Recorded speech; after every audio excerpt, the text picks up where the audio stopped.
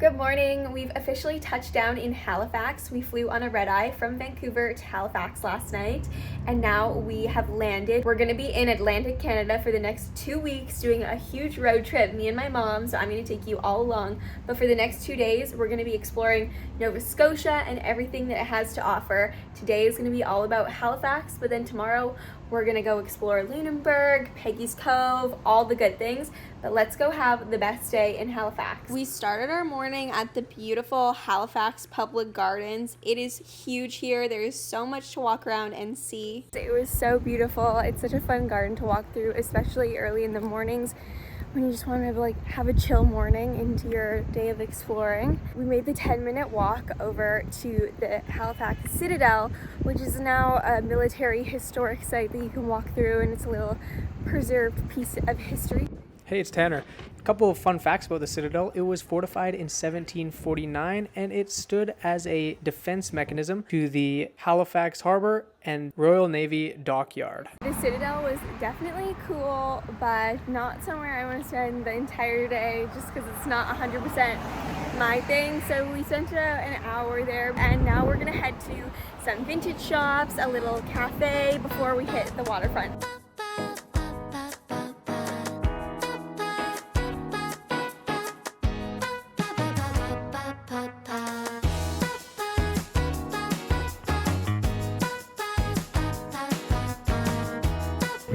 Popping into a bunch of the local shops and coffee shops in the area.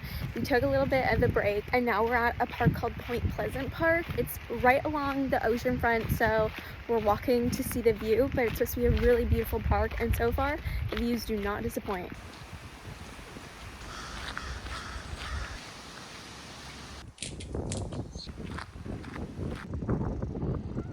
We made our way to the Halifax waterfront, so we're going to do a little bit of walking around and exploring before we go for an early dinner.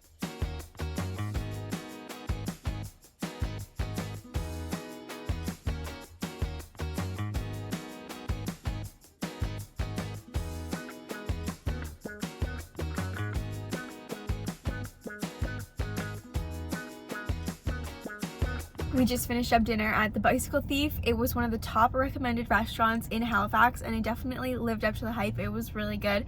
I had this gnocchi pasta that was delicious, and my mom had the fish cakes. She said they were perfect, so we highly recommend going there.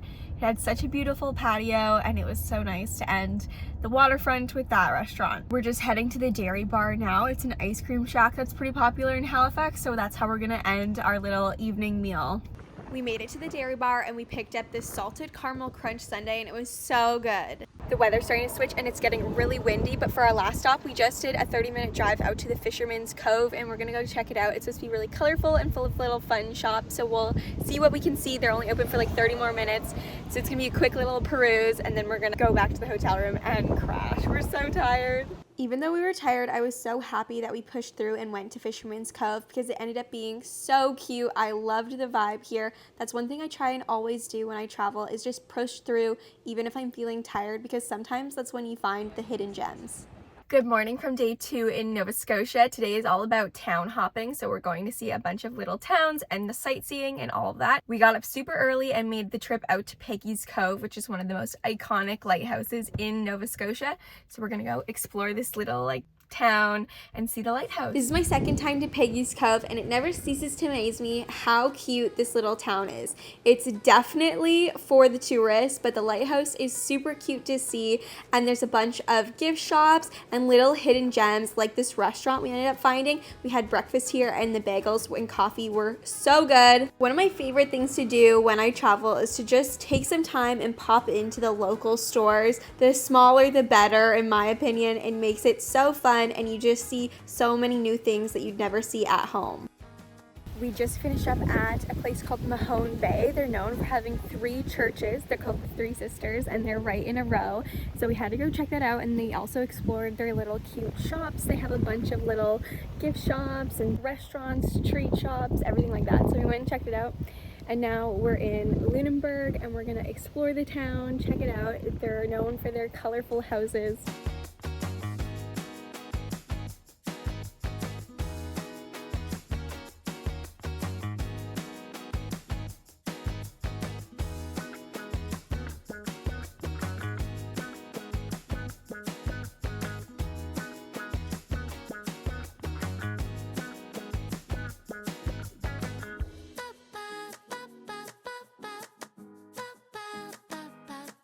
We just finished popping into all the shops. It was so beautiful. All the houses are like these bright colors. No one is the same beside each other, so they're so cute. Lots of local artists and local knickknacks and things like that. So it was really cute. We also popped into a cafe called Number 9. The last time I was here, I fell in love with it, so I had to come back, and it definitely is just as good. It was so yummy. And then we went down to the waterfront. We were trying to see the blue nose because it's famous for housing the blue nose here, which is on the Canadian Dime, but it's out on a tour, so we missed it, so that's unfortunate. But we just came to this brewery that's kind of across the bay so that we can get a nice view of all the boats and the colorful houses. So we're just here taking a few minutes of rest before we move on to a national park called the Ovens. There's lots of sea caves and stuff to go see, so we're gonna go check that out as our next stop.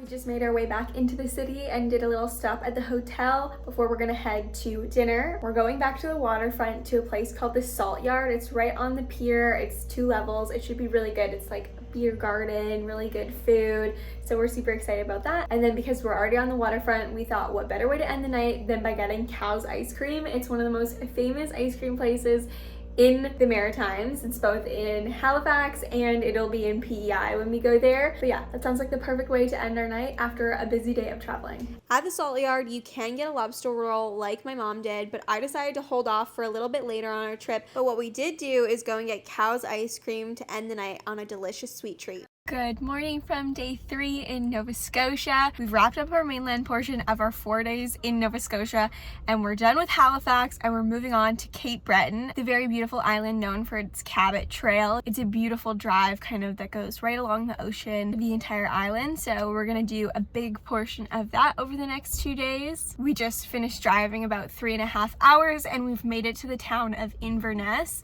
We're gonna go check out the beaches and then explore the town, eat a little bit, and then it's time to move on again, and we're just gonna make a whole bunch of little stops along the Cabot Trail and explore whatever piques our interest. This beach was straight out of my East Coast Pinterest dream board. It was so beautiful here, the sandy beaches, the sand dunes, the long grass. I could not have asked for a more beautiful first stop.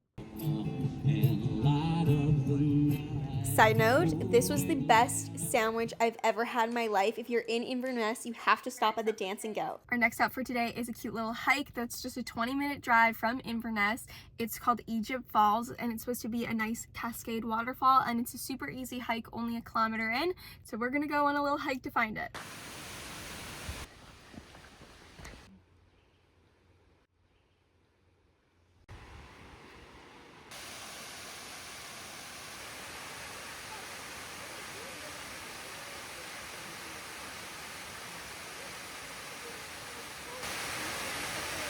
We're on to our next stop. It's called Chimney Corner Beach. It's about a 20-minute drive from the Egypt Falls. And so yeah, it's gonna be a nice little lookout. We should see some epic cliffs.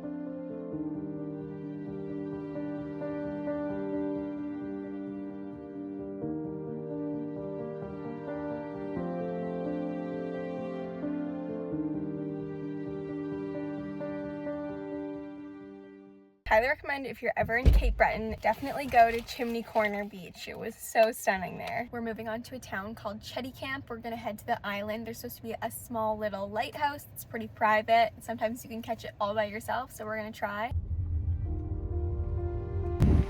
Oh my goodness.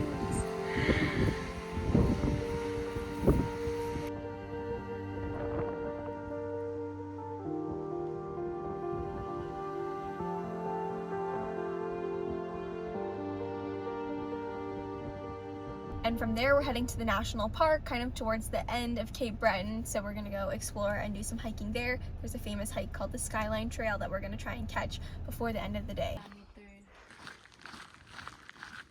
We made it to Cape Breton National Park. We're on the Skyline hike now. We're making our way there. It's a 6.5 kilometer loop. We wanted to have dinner in Chetty Camp, but all the power was out in all of the places, so there was nowhere for us to grab food, not even the gas station or the grocery store. So for dinner, we've had granola bars, apples. We have some trail mix if we really get starving, but yeah, we might have to get resourceful for tonight for dinner. But yeah, I can't wait to see these views at the end of this hike. It should be stunning, and we're here right at golden hour, so couldn't be more perfect.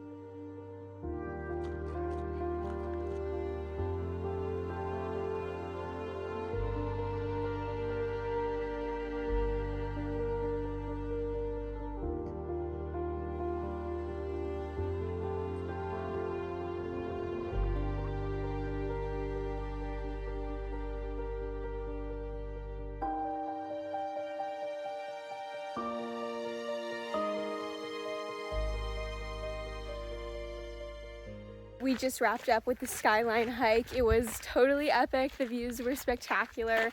The staircase down to the lookout was amazing. It was so cool. There was a lot of people, so it was kind of tricky to get clips here and there that I wanted to show off and photos, but it was so fun to check it out. We did the whole loop, which was 6.5 kilometers. Definitely felt a bit long. I think if you really were just going for the views, you could just go one way in, one way out. It's quicker. It was still stunning. Lots of greenery and the path was amazing, and because we went at sunset, it's like empty. There's been almost no one we've passed on the path, so that was a big bonus. We're kind of racing back to the car now so we can try and get to our cabin before it's dark out, so we don't have to find it in the dark. But we'll see, because we also want to make sure we're doing all the pull-outs that we want to see while we're in the national park. Good morning from our fourth and final day in Nova Scotia. We had quite a late night getting in.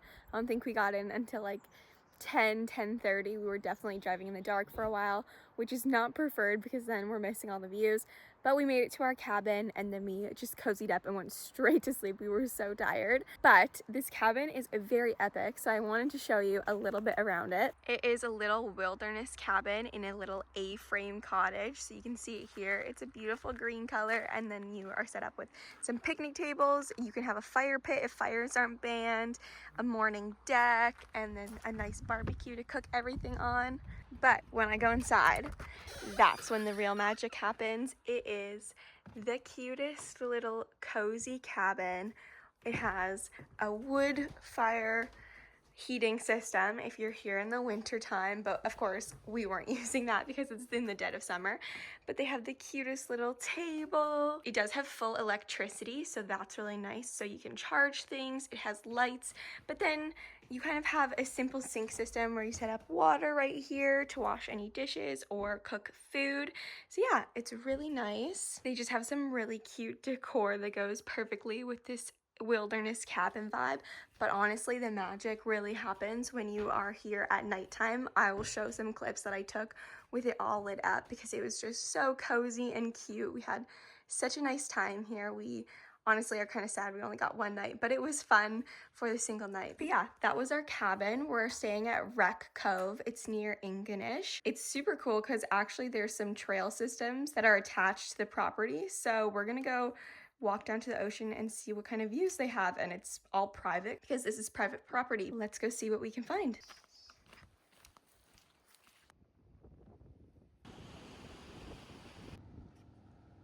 We've gone and checked out of the cabin, and now we're backtracking about 30 minutes back to Ingonish. We're gonna go grab breakfast because I'm starving because of last night. There was nowhere for us to grab food, not even the gas station or the grocery store. And then we're also gonna check out some hikes and some of the beaches. They're kind of known for their beaches. They're supposed to be stunning, so we of course want to go check those out. And then there's some nice hikes that I think we might do. And then around noon, we're gonna head off to start driving again. We're headed to Baddock by the end of today, so that's our journey for today. By the time we made it to Main Street, I was verging on hangry, but they were so quick to get the food out, and it ended up being so delicious. I got a yogurt bowl, my mom got a full breakfast, couldn't have asked for anything better. After we finished up breakfast, we made our way down to Ingonish Beach. It is a little bit of a popular place to be, but if you can see that water, you understand why. We've made it to our hike of today. It's called Middle Head, and it's this cute little 5.5 kilometer loop trail that I think is going to give some stunning views the further we go up the trail, so should be really good. It actually had a cute story. There's a big lodge that's on the cliffside that you can see from the beach, and people were taking photos of it, but to get here you actually had to drive through the lodge area. And it's really cool because the national park actually owns the lodge, so that doesn't happen very often, so that's very interesting.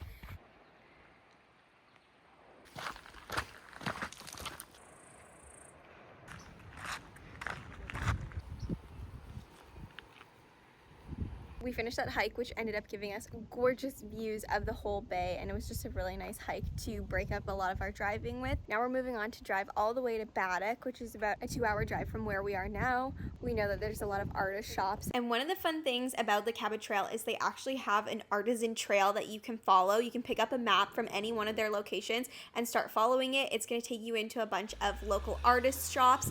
There's metalworks, chocolate shops, artists. Anything you'd want you can find on this artist trail, and it was so fun to just pop in everywhere.